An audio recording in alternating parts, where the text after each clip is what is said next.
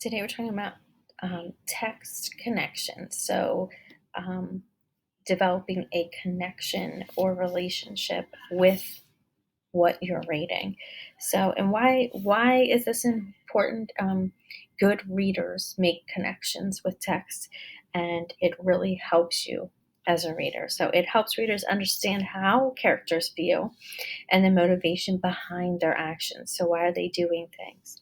It helps readers have a clearer picture in their head and making you feel more engaged in what you are reading and excited about it. All that imagination that we talk about in class, being able to picture what you're reading, that connection really helps with that. It helps the reader become not so bored and sleepy while you're reading. It sets a purpose for reading and keeps you focused on trying to remain connected and thinking about those connections. So readers can see how other readers connect to the reading by when we talk and communicate about this. And it really forces you to become actively involved in what you're reading and really think about it. And it helps readers remember what you have read. So the more that you can connect to it in your own self, and make those strong connections with a book or a reading, the more you're going to remember it for a very long time.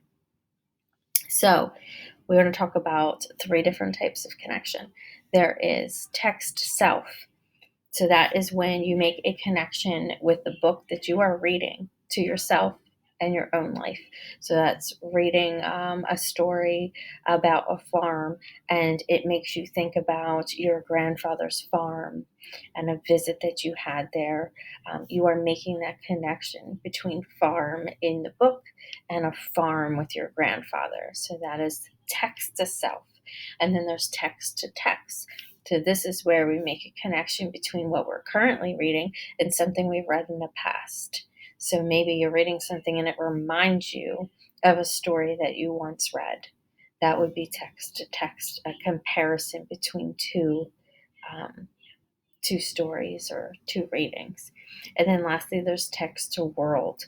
So it's a connection between a book and events in a more broad, wide scale, things going on in the world or things that you can connect to on a bigger scale, like science and things of that nature.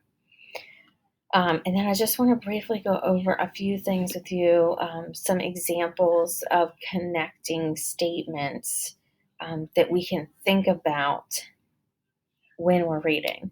So one of the things you want to think about to start learning how to connect better with what you're reading is saying to yourself, like, this part reminds me of, then you fill in the blank, or I felt like this character when I did blank. If that happened to me, I would, or this book reminds me of,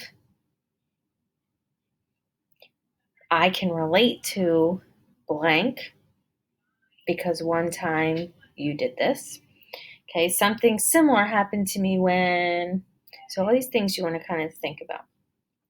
So, and while you're reading, if you want to practice on text to self connections, you want to think about, what does this remind me of in my own life?